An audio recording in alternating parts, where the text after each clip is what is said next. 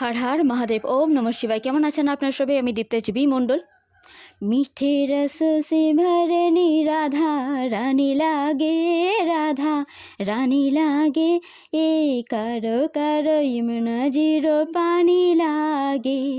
मीठे रस से भरनी राधा रानी लागे, राधा रानी लागे, ए करो करो यमुना जीरो पानी लागे।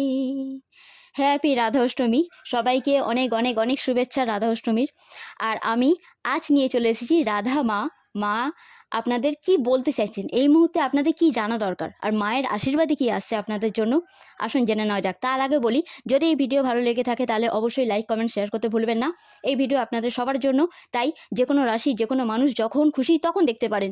এই রাধা অষ্টমী থেকে সামনে রাধা অষ্টমী পর্যন্ত এই জিনিসগুলো ফলবে, আর আপনাদের জন্য এটা একটা বার্তা রাধা মায়ের কাছ থেকে, যে আপনারা এইভাবে পথ চললে আপনারা দেখবেন এগিয়ে যেতে পারবেন।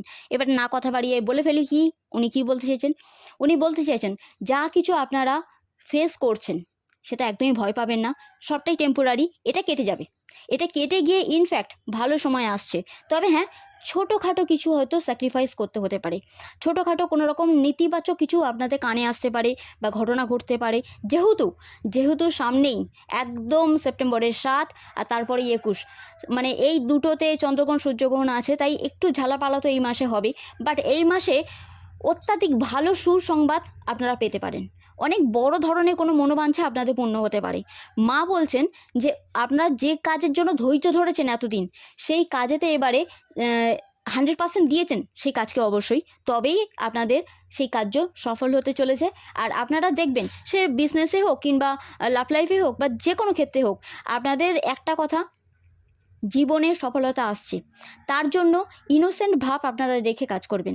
মানে নিজের ভেতরে ইনোসেন্ট ভাব, যে আমরা মা রাধার বা রাধে কৃষ্ণা যাই বলি না কেন, কী ভাব রাখি, যে সরি নয়েসের জন্য, বাট ইগনোর করবেন, কী ভাব রাখি আমরা, যে আমাদের মধ্যে ভক্তিভাব থাকে, রাইট? তো ইনোসেন্ট ভাব যদি কাজ না করে তাহলে কিন্তু ভক্তিভাবটাও ভালো করে এই মানে প্রকাশ পায় না।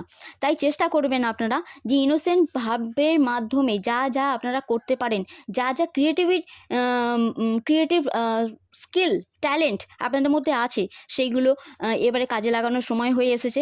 আপনারা সেগুলো সবার সামনে রাখুন, বাস্তবে রূপ দিন তাদেরকে একটা। অনেকে আর্টিস্টিক লাইন বলতে শুধু এটা বোঝেন যে মেকআপ আর্টিস্ট কিংবা যারা ড্রয়িং করে বা কিছু, এমনটা একদমই না। যারা কোনো রকমভাবে নিজস্ব কিছু বানাতে চলেছেন, সেটা দিয়েই আপনারা আপনাদের ট্যালেন্টকে শো করাতে পারবেন সবার